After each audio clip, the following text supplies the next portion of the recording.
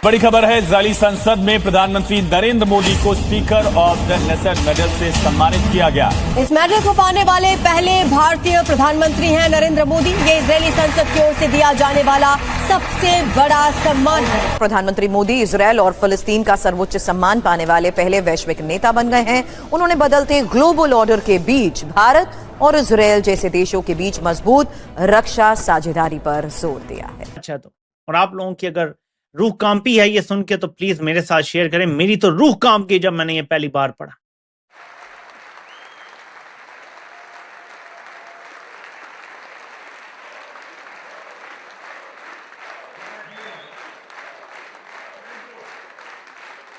अब मोदी का इजराइल का दौरा अब बहुत खतरनाक साबित हो सकता है पूरी दुनिया के लिए मेरी नजर में, क्योंकि दोनों जंगी जुनून में मुब्तला हैं, दोनों दुनिया के अमन को खतरा है।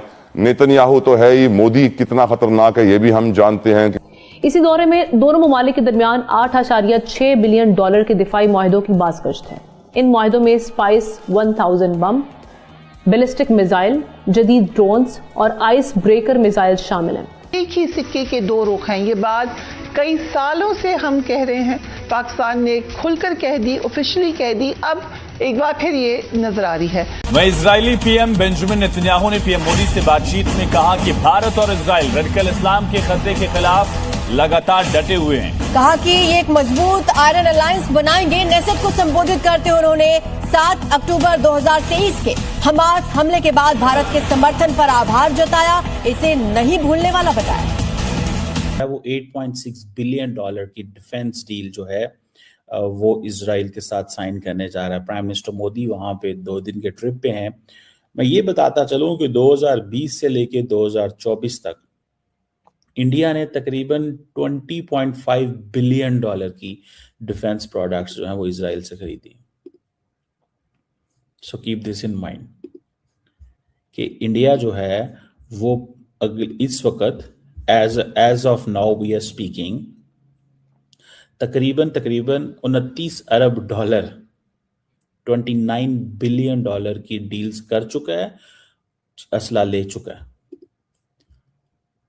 क्या भारत इससे ये तासुर देना चाहता है कि वो अब एक इलाकाई ताकत बन चुका है और जो फैसला करना चाहे मनचाहा कर सकता है? जी देखें, बात यह है कि जो मई के अंदर लास्ट ईयर जो जंग हुई है उसके बाद से पूरी इक्वेशन और पूरी गेम चेंज हो चुकी है। इंडिया इसी के ऊपर अपनी पिछले 10 साल से सारी की सारी मैपिंग कर रहा था पूरी दुनिया की। मोदी की इजरायली पार्लियामेंट में तकरीर और वहां पर जो उसकी एक्टिविटीज हैं उन पर बहुत गहरी नजर रखने की जरूरत है, क्योंकि अब इजराइल और भारत मिलकर सिर्फ मिडिल ईस्ट में नहीं बल्कि जनूबी एशिया में जो करने जा रहे हैं उससे दुनिया में खतरात पैदा होने वाले हैं। कई दफ़ा खबरदार किया है, इतनी दफ़ा खबरदार किया है कि अब तो मुझे भी खबरदार करते हुए थोड़ी सी शर्म आ जाती है, लेकिन हमारी बात पर तवज्जो नहीं दी गई। हम बार बार ये कहते रहे कि मोदी और नेतन्याहू एक दूसरे के स्ट्रेटेजिक और आइडियोलॉजिकल पार्टनर्स हैं। ये एक दूसरे के सियासी इत्तेहादी नहीं हैं, ये एक दूसरे के स्ट्रेटेजिक पार्टनर्स हैं और इनके पीछे अमेरिका की एक ऐसी लॉबी खड़ी है जिसमें ट्रंप भी शामिल हैं। अब आप सोच रहे होंगे कि ट्रंप साहब तो रोजाना मोदी के खिलाफ बयान दे देते हैं, बार बार कहते हैं जी कि मैंने 2025 की जो पाक भारत जंग थी उसमें मैंने करोड़ों लोगों की जान बचाई, मैंने सीज फायर करवाया, और मोदी को तो वो एम्बैरस करते हैं। तो ये क्या हामिद मीर जो है वो क्या दावा कर रहा है? देखिए, मैं तो पहले भी ये कहता रहा हूं, अब दोबारा आपको कह रहा हूं कि जिस तरह मोदी और नेतन्याहू एक दूसरे के स्ट्रेटेजिक पार्टनर हैं, इसी तरह डोनाल्ड ट्रंप और नेतन्याहू भी एक दूसरे के स्ट्रेटेजिक पार्टनर हैं। और आज नहीं तो कल नेतन्याहू जो है वो ट्रंप और मोदी के ताल्लुकात जो हैं उनको ठीक करवा देगा। कोशिशें उसकी जारी हैं और ये बात अब ये चीज थोड़ी सी समझनी पड़ेगी। अगर लार्जर सवाल देखा जाए, सुनने में आ रहा है कि जो एंटी बैलिस्टिक पैक्ट है वो भी हो रहा है। कि जो development and deployment of anti ballistic missile system दोनों मुल्कों के दरमियान वो भी मुआहिदा हो रहा है। और ये कहा जा रहा है, जो अभी तक पब्लिक नॉलेज है,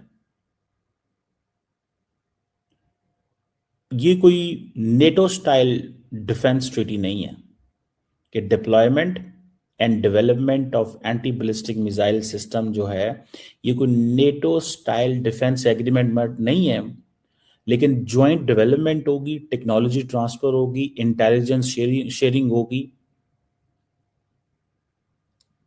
अब इस चीज को थोड़ा समझ लेना चाहिए कि in every war between India and Pakistan, Israel will definitely be standing with India.